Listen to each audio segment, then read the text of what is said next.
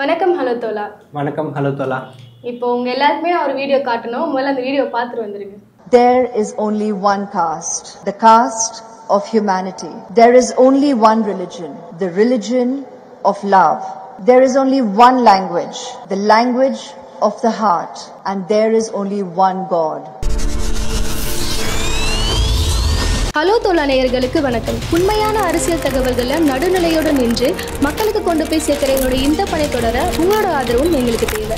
நம்ம வீடியோஸில் thanks button enable பண்ணியிருக்கோம். தேங்க்ஸ் பட்டன் அல்லது QR கோடை ஸ்கேன் பண்ணி உங்களால் முடிஞ்ச நிதி உதவிகளை செஞ்சு நம்ம சேனல் வளர்ச்சிக்கு உதவுங்கள். பாத்தியா என் தலைவிக்கு தில்ல யாரு முன்னாடி உட்கார வச்சுட்டு என்ன பேசுறாங்கன்னு மட்டும் பாத்தியா?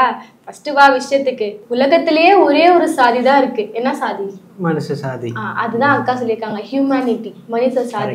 என்ன ஒரு வார்த்தைகள். அடுத்தது இது மோடி ஐயாக்கு இந்த டாபிக் எத்த உடனே உள்ளங்கால்ல இருந்து 10 நிமிஷமா தலைவரையே ஏறிக்கும் அப்படி ஒரு டாபிக். உலகத்திலேயே ஒரே ஒரு மொழி தான் இருக்கு. என்ன மொழி சொல்லு? என்ன மொழி? தேன்மொழி கனிமொழி இல்ல, என்ன மொழி? நீ மோடி ஐயாவா சொல்லு. அதுதான் ஹிந்தி. ஹிந்தி.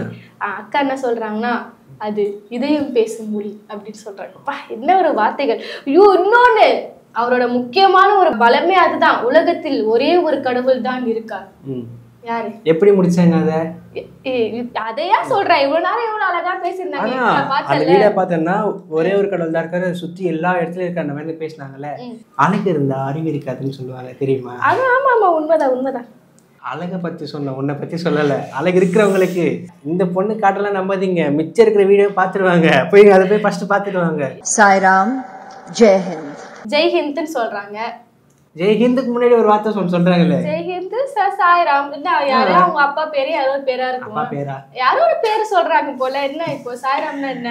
சாய்ராம் அப்படின்றது ஹிந்து கடவுள் தான். சாய் அப்படின்றது சாய் பாபா இருக்காங்களே, அவரை மென்ஷன் பண்ணுவாங்க. ராம் அப்படின்னா ஸ்ரீராம் இருக்கார்ல, அவரை மென்ஷன் பண்ண தான் சாய்ராம் சொல்லியிருக்காங்க. ஒரே ஒரு மதம், ஒரே ஒரு மொழி. பரவாயில்ல, நல்லா தான் பேசுறாங்கன்னா பரவாயில்லையப்பா, நல்லா பேசுறாங்களே. எனக்கு புரியலையடா. இப்பதான் நீ சொல்ற அது உண்மைதான் போல. அழகு இருந்தா கொஞ்சம் கம்மியா தான் இருக்கும் போல. சரி விடு, அது எதுக்கு இப்ப சொல்லிக்கிட்டு.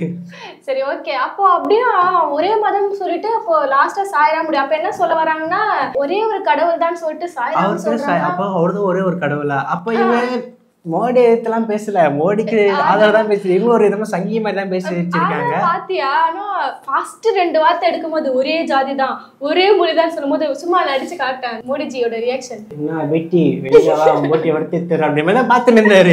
ஒருவேளை அந்த பார்வைக்கு பயந்துதான் அக்கா ஐயோ என்ன இவர் முறைக்கிறாப்ல, சரி போட்டோட. ஏன்னா அந்த பார்வை சாதாரண பார்வை இல்ல, அந்த பார்வைக்கு பின்னாடி ஏகப்பட்ட அரசியல் இருக்கு. ஆமா, நம்ம மோடி ஐயா பத்தி பார்த்தோம்னா அவர் ரொம்ப நாளாவே இந்து ராஷ்டிரம், இது ஒரு இந்து பாரதம், இந்துக்களேன்ற மாதிரி தான் பேசிட்டு இருக்காரு. இதுல இன்னொரு விஷயம் பாத்தீங்கன்னா என்னன்னா, அவர் இந்தியான்ற பேரே வேண்டாம் அவருக்கு, பாரத் பாரத் அப்படின்னு கொண்டு வரும். அதுக்கு நிறைய முயற்சிகள் எடுத்தாப்ல. ஏன்னா இருக்கிற எல்லாத்தையுமே அதாவது ஏர்போர்ட் இந்த மாதிரி கவர்மெண்ட் சொத்தெல்லாம் கார்பரேட் வித்துட்டாரு.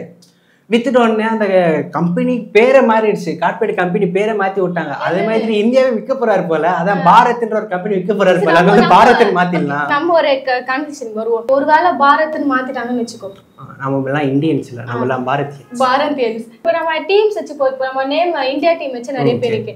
அப்போ மும்பை இந்தியன்ஸ் இருக்கு, அது எப்படி மாறிடும்? மும்பை பாரதியன்ஸா, மும்பை பாரதியன்ஸா அப்படி மாறிடுமா? கண்டிப்பா அப்படிதான் மாறும். அப்படி சரி, வேற வேற வேற. ஓகே, அப்ப IPL டீம், IPL அது எப்படி மாத்துவாங்க? BPL மாத்திருவாங்களா? Bharat premier league. ஆமா, மோடி ஐயா இதுக்கு ஃபர்ஸ்ட் G20 மாநாடு ஒண்ணு நடந்துச்சு. அந்த மாநாட்டுல மோடி ஐயா போய் பேசுறாரு. தெரியும்ல அந்த G20. அங்க போகும்போது என்ன ஆச்சுன்னா, இந்தியான்ற வார்த்தை அவருக்கு வரல. நம்ம நாடை ரெப்ரசென்ட் பண்ணும் போது அவர் இந்தியா அப்படின்ற வார்த்தையை தூக்கிட்டு பாரத் அப்படின்னு மென்ஷன் பண்றாரு. ஒரு இன்டர்நேஷனல் கான்ஃபரன்ஸ்ல போயிட்டு இந்தியான்ற பேரை மோடி ஐயாக்கு சொல்ல வாய் முடியல போல. அந்த அளவுக்கு அவருக்கு பேரை பாரத்னு மாத்தணும். இந்த விஷயம் அப்படியே போயிட்டு இருக்கு. வீரேந்திர சிங் ஒரு ட்விட்டர்ல ஒரு பதிவு போடுறாரு அந்த விஷயம் நடக்கும்போது. என்னன்னா, we are Bharatiyas, India is a name given by the British. இந்தியான்ற பேர் பிரிட்டிஷ் கொடுத்தது. அதை நம்ம எப்படி வச்சுக்க முடியும்? இந்தியா பாரத்ன்றது தான் நம்மளோட உண்மையான நாடோட பேரு, பிரிட்டிஷ் கொடுத்த பேரையா நம்ம எல்லாரும் வச்சிருக்கோம்னு சொல்லிட்டு வீரேந்திர சேவாக் கேட்கிறாரு. அதுக்கு ஒருத்தர் comment, cricket is a game. அதே தான். யார் கொடுத்தா? அது மட்டும் எதுக்கு? கரெக்ட் அப்ப தானே? நீ வந்து ஒரு கபடியோ இல்ல என்ன இந்தியால என்ன ஒரு விளையாட்டு இருக்கோ அதை விளையாடு, நீ ஏன் கிரிக்கெட் விளையாடிட்டு இருக்க அப்படின்ற மாதிரி ஒரு விஷயம் சொல்லி முடிச்சு. அப்புறம் இன்னொரு விஷயம் இதுல பார்க்க வேண்டியது இருக்கு. என்னன்னா நிறைய கட்சி ஸ்டார்ட் பண்ணும்போது இவரோட கொள்கையை வந்து கண்டிப்பா மென்ஷன் பண்ணுவாங்க. இவரோட கொள்கையை நாங்களும் காப்பாத்துவோம் அப்படின்ற மாதிரி சொல்லுவாங்க. யார் அது? நம்ம அம்பேத்கர்.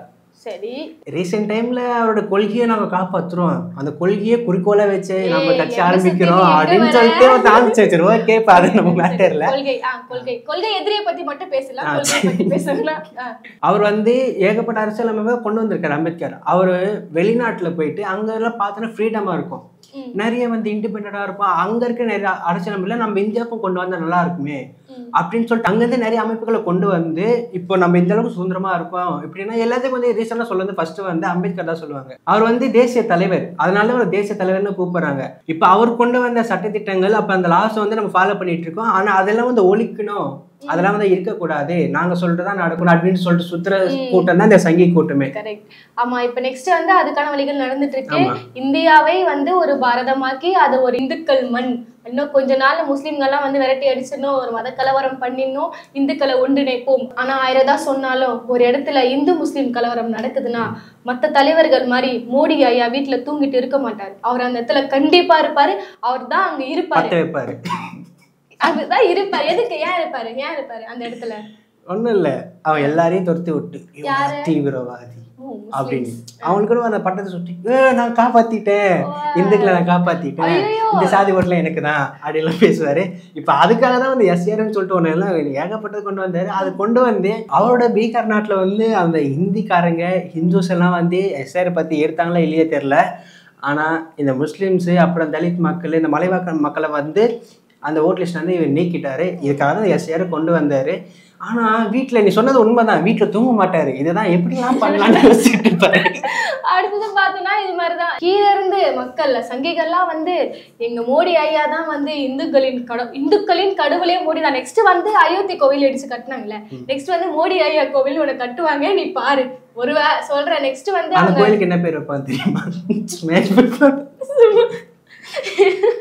சொல்லு, சிரிக்காம சொல்லு, என்ன கோவில், என்ன பேரு? பாரத். அவருக்கு பாரத்னா ரொம்ப சென்டிமெண்ட். ஓ, அதனால பாரத். இவ்வளவு பெரிய நாட்டுக்கே பேர் மாத்தும் போது கோயிலுக்கு அந்த பேர் வைக்க மாட்டாரா? சரி வச்சால அவர் பேர் அப்படின்னா விட்டு கொடுப்பாரு அவரு, மோடி ஐயா.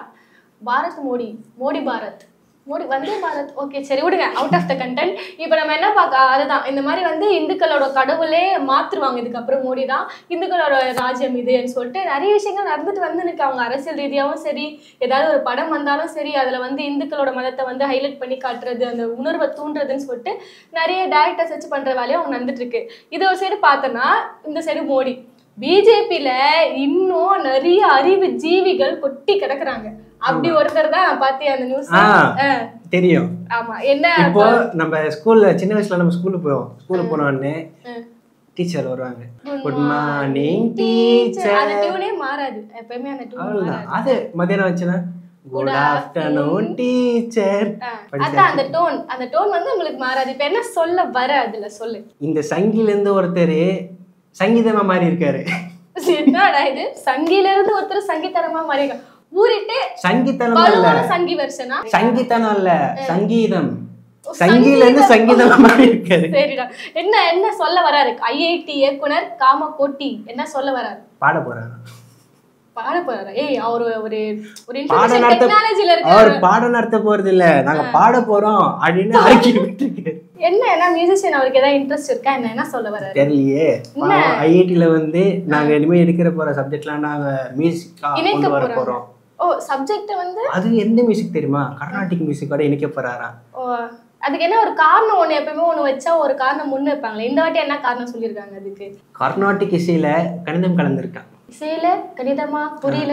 ஏதாவது ஒரு பாட்டுனா பாட்டா என்ன புரியல எனக்கு. ஒரு பாட்டு ஒண்ணு வருங்க, இந்த a square 2 square b squareன்னு ஒரு பாட்டு ஒண்ணு வரும். பாட்டு இருக்கு அந்த மாதிரி? இருக்கு. a square b square a plus b whole square. அந்த பாட்டை பார்த்து இன்ஸ்பயர் பண்ணி இது ஏன் நம்ம நடைமுறைக்கு கொண்டு வரக்கூடாது அப்படின்னு நினைச்சிருப்பாரு போல. இதுக்கப்புறம் ஐஐடில படிக்கிற பசங்க வந்து இனிமேட்டு மேக்ஸை பாட்டா படிக்க போறாங்க. எப்படி இப்போ சும்மா ஒரு சம்மு இப்ப நீ தான் வந்து நான் இப்ப ஸ்டூடெண்ட், எனக்கு ஒரு சம்மு நீ எடுக்க போற, நான் இப்ப அதை இசையா படிக்க போறேன். எப்படி நான் நோட்ஸ் கொடுக்கணும்னா எல்லாரும் காலேஜ் குரூப்ல நோட்ஸ் இருக்கு எல்லாம் பாத்துக்கோங்க. அதே வந்துட்டு விங் மியூசிக் ஆப் ஓபன் பண்ணுங்கப்பா, அவ்வளவுதான். நோட்ஸ் வேணுமா நோட்ஸ் இருக்கு, பாட்டு வேணுமா பாட்டு இருக்கு, சப்ஜெக்ட் ஆல்சோ இருக்கு அப்படின்னு எந்த விதமான ஒரு இதுன்னு தெரியல எனக்கு. அதாச்சு சொல்லுவாங்க ஏதோ ஒரு விஷயமே வந்து குழந்தைங்களுக்கு ஒரு பாட்டா சொல்லி கொடுத்தா அவங்க வந்து பிடிச்சுப்பாங்கன்னு சொல்லுவாங்க. குழந்தைங்க இல்லைங்க, அவங்க வந்து இந்தியாவோட எதிர்காலமே அவங்கதான். இசை மூலியமானா அப்ப இதுக்கு ஒரு பாடத்திட்டம் கொண்டு வந்து அதுக்கு ஒரு கம்போசர் யாரு வைப்பாங்க? இது ஏஆர் ரஹ்மானை கூப்பிட்டுருவாங்களா இல்ல யாரு கூப்பிடுவாங்க? நீ சொல்றத பார்த்தா ஒரு ஐடியாவே இல்ல. இந்த மாதிரி ஸ்பாட்டிஃபை கைமெல்லாம் சுத்தி இருக்கும் போல. எப்படி கம்போஸ் பண்ணி ஒரு பாட்டாவே வந்து ஃபார்ம்லாம் பாட்டாவே கொண்டு வருவாங்களா? என்ன ஒரு விஷயம், அதுக்கு என்ன ஒரு காரணம்? இவ்வளவு அறிவுஜீவிகளை பிஜேபியில மட்டும் எப்படி இருக்கிறாங்க? இது மாதிரி எல்லா கட்சியிலயும் வந்து காமக்கோட்டி மாதிரி ஒரு அறிவுஜீவி இருந்தா நாடு எப்படி எங்கேயோ போயிடுமே. அதான் போது ஏதோ ஒரு போக்குல போயிடு, பாரத்தை நோக்கி போயிட்டு இருக்கு. ஆனா ரொம்ப அந்த பாரத்தின் பேர் வச்சர் மட்டும் நாடா போயிருக்கு, நாடா போயிருக்காரா, நாடாவ போயிட்டு இருக்காருன்னு கேட்டு அது மட்டும் இல்லாம இந்தியாக்குள்ளேயே நிறைய இடத்துல சுத்துறாரு. ஆமா, எங்கெல்லாம் மசூதி இருக்கோ அதெல்லாம் போறாரு. எதுக்கு தெரியுமா? போக மாட்டாரு, அவர் ஒரு இந்துத்துவவாதி. அவரு அது இடிச்சுட்டாலே கோயில கட்டதான் போறாரு. எங்கெங்கெல்லாம் எனக்கு தெரியாம மூளை முடுக்கல எங்கடா நீங்க மசூதி வச்சிருக்கீங்க, அதுக்குதான் பார்த்து நோட் பண்ணிக்கிறேன் அப்படின்ற மாதிரி போறாரு போல. எப்படி தெரியுமா இருக்கு, வடிவேல் காமெடி ஒண்ணு இருக்கும் தெரியுமா? அதாவது ஒயின் ஷாப்ல ஓனருக்கே தெரியுமா உள்ள போய் உக்காந்துப்பாரு. உக்காந்துட்டு கல்லைப்பட்டியில இவ்வளவு இருந்துச்சு, சரியா ஓகே அண்ணன் எடுத்துக்கிட்டேன் அப்படின்ற மாதிரி. என்னப்பா இவ்வளவு பெரிய இடத்துல மசூதி கட்டிருக்கேன், சரி ஓகே அண்ணன் எடுத்துக்கிறேன் கொஞ்சம் கட்டிக்கிறேன். கலவரத்தை கூட்டு வாங்கினா ஆர்எஸ்எஸ் கும்பல 4 பேர் இறக்குனா மூஞ்சி. இப்ப ரீசெண்டா கூட பார்த்தோம்னா ஒருத்தர் வந்து ஈசிஆர்ல போயிட்டு இருக்காருங்க. அங்க வந்து அவர் கண்ணுல வந்து ஒரு மச்சத்து ஒன்று கண்ணில் படுது. எல்லாம் கடை இருக்கு, எல்லாம் ஒரு லைன்ல இருக்கு. அதை விட கொஞ்சம் முன்னாடி தள்ளி ரோட்டுக்காக வந்து அந்த மஸ்ஜித் வந்து இருக்கு. ஆமா நடந்திருக்கு. அதை பார்த்துட்டு அவர் வீடியோ வேற எடுத்து போட்டிருந்தாரு. என்னன்னு பரவாயில்ல வாழ்த்துக்கள் பேசல, இது ஏன் இடிக்கலன்னு கேக்குறாரு. இதை மட்டும் ஏன் விட்டு வச்சிருக்கீங்க? மோடி திட்டினாரா? அவர் மோடியை திட்டலங்க. யாரை திட்டி இருக்காரு? டிஎம்கே. ஆமா, நான் கூட பார்த்தேன். என்ன சொல்றாங்கன்னா வந்து திமுக இந்துக்களுக்கு எதிராக செயல்படுது, ஒரு சதி நடக்குது, யாரும் டிஎம்கே ஓட்டு போடாதீங்க அப்படின்ற மாதிரி. மோடியை ஏதாவது காப்பாற்ற போறாங்க, ஓட்டு போடுங்க. சாமி கண்ணு குத்தா. சரி ஓகே, அந்த மாதிரி விஷயங்கள். ஆனா காமக்கோட்டி பத்தி ஆல்ரெடி பார்த்தோம்னா அவர் என்ன சொல்றாருன்னா மாட்டு கோமியத்தை பத்தி ஒரு விஷயம் பேசி பயங்கரமா அடி வாங்கினாரு. அவர் ஒரு ஐஐடி டைரக்டர். அவரு என்ன சொல்றாருன்னா மியூசிக் டைரக்டர். சரி இதுக்கப்புறம் மாறிட்டாரு வச்சுக்கோயேன். அவர் என்ன சொல்ல வர்றாருன்னா கோமியத்தை குடிங்க பிடிச்சி. நான் ஒண்ணு சொல்றேன்டா, நாளைக்கு பாட்டு வருமா? எதுலடா பாட்டு வரும்? இல்ல சொல்லுவாங்க உப்பு தண்ணி குடிக்காதீங்கப்பா, பாட்டு பாட முடியாது, தொண்டை கரகரன்னு கோமியத்தை குடிங்க பாட்டு வரும்.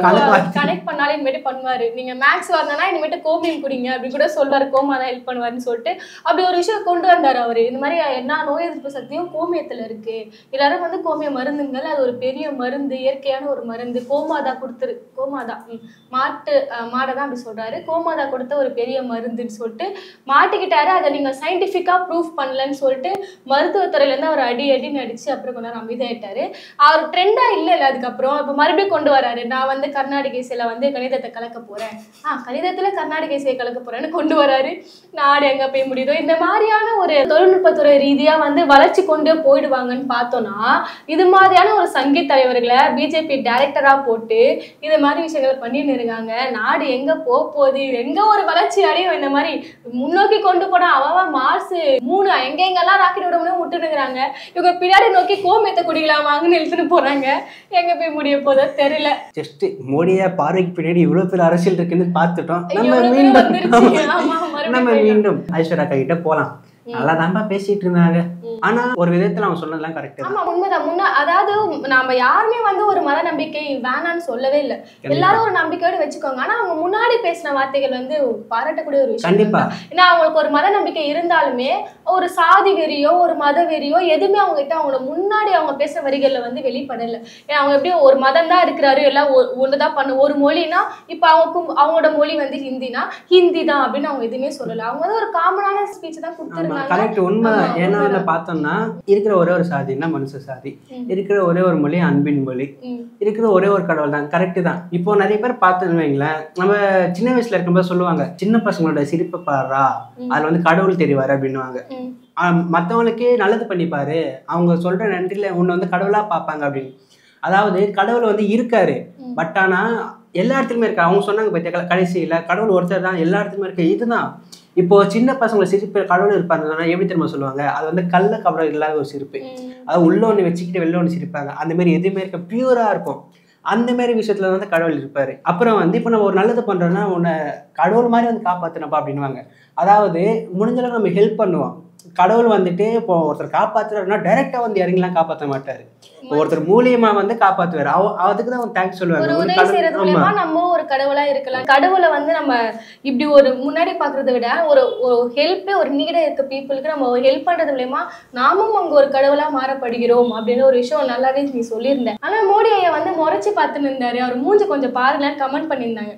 இன்னும் சில பேர் என்ன சொல்றாங்கன்னா அவர் வந்து முறைச்சிட்டுலாம் இல்ல, அம்மினி பேசுறது வந்து ஐயாக்கு புரியல அப்படின்னு. ஏன்னா அவருக்கு கேட்ட 2 வார்த்தை என்னன்னா உண்மையிலேயே புரியாம இருந்திருந்தா, ஐஸ்வர்யா அவங்க சூப்பரா பேசுவாங்க, அவங்க ஸ்லாங் வந்து ரொம்ப ப்ரொஃபஷனலா இருக்கும். எப்படி பேசினா ஐயாக்கு 2 வார்த்தை கேட்டுருக்குது, லாங்குவேஜ் ரிலீஜியன். இந்த 2 வார்த்தை கேட்டனதும் ஐயோ அது என்னோட பெரிய ஒரு ஆயுதமாச்சே, இதை பத்தி என்ன பேசுறாங்கன்னு சொட்டாடி பாக்குறாரு போல. அப்படி சொல்லி இதை பத்தி நீ என்ன பேசுற, என் மொழியில பேசுனா நான் அவனே இங்க இருந்து அட்டாக் பண்ணுவேன் இந்த மாதிரி பாத்துருந்தாரு போல. ஆமா இருக்கலாம். நம்ம ஐஸ்வர்யா அக்காவும் அவர் பார்த்தது பார்வையில தான் லாஸ்டா ஜெய் ஸ்ரீராம் அப்படின்னு சொல்லி முடிச்சிருப்பாங்க போல, மேபி இருக்கு. ஆனா எனக்கும் சந்தோஷம். ஏன்னா நான் யாரோ ஒருத்தராவது மோடி முன்னாடி ஒரே மதம் தான் ஒரே சாதி தான் சொல்லிட்டு யாராவது சொல்லுவாங்களா, அந்த ஒரு இது இன்னைக்கு எனக்கு சாட்டிஸ்ஃபேக்ஷன் ஆயிடுச்சு. ஐஸ்வர்யா பண்ண சம்பவத்தையும் காமக்கொட்டி வந்து மறுபடியும் இசை ஒரு மியூசிக் டைரக்டரா மாற போறாரு. ஐஐடி டைரக்டர்ல எடுத்துட்டு இருக்காரு. அந்த அவசரத்தை பத்தி மறக்காம கமெண்ட் செக்ஷன்ல கமெண்ட் பண்ணுங்க. நம்ம ஹலோ தோலா சேனலை சப்ஸ்கிரைப் பண்ணிக்கோங்க. நன்றி, வணக்கம்.